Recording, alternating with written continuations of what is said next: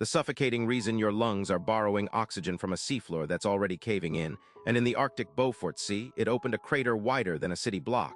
You breathe it, you depend on it. And right now, an entire section of ocean bottom the size of a small country is peeling away from itself.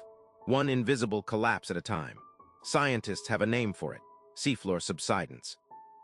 But that name hides what's actually happening: a slow-motion implosion 600 meters below the surface that no ship can reach in time, no satellite can map in real time, and no nation has the budget to stop. Every year, the Arctic alone releases enough trapped methane to fill 1 billion Olympic swimming pools. Most of it starts from down there, from a collapse that began long before you were born and is accelerating now.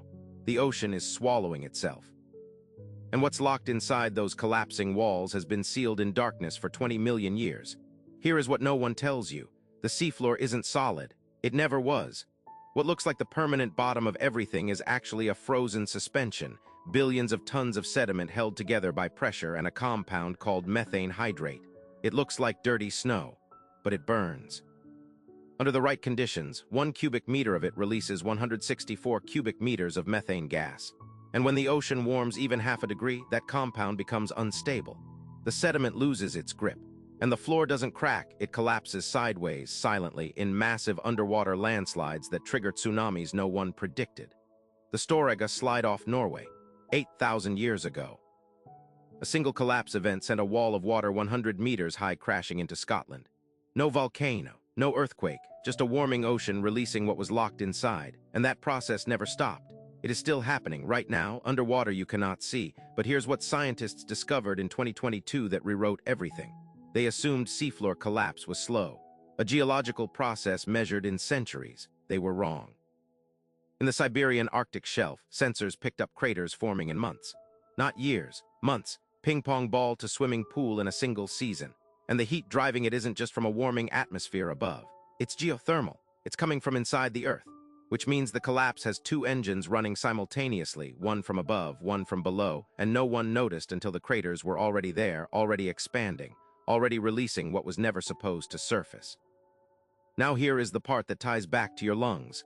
This is the part scientists are quietly terrified about. The ocean produces between 50 and 80% of all the oxygen on Earth every single year. Not the rainforest, the ocean. Through phytoplankton, microscopic organisms floating in the sunlit surface layer, exhaling oxygen the way you exhale carbon dioxide. But those organisms depend on cold, nutrient-rich water rising from below, from the seafloor, through a process called upwelling.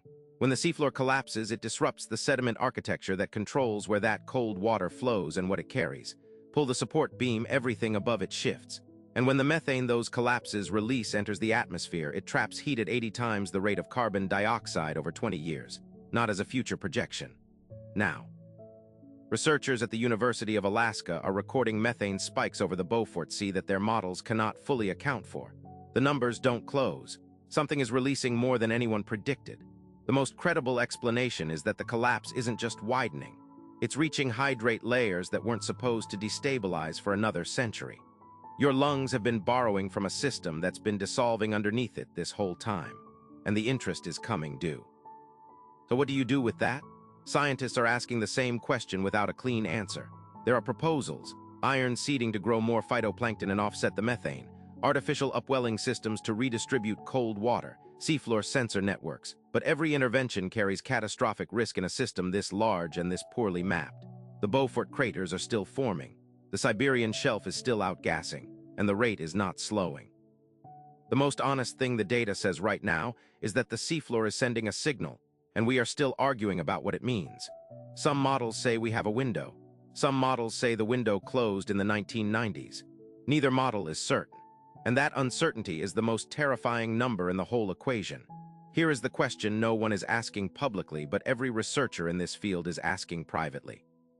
If this collapse is partly geothermal, driven from inside the Earth, then cutting emissions only stops one engine. The other one keeps running regardless. So what happens when both engines are running and only one can be touched? What are you breathing right now? And what will it be in 20 years? Nobody has answered that, and the seafloor isn't waiting.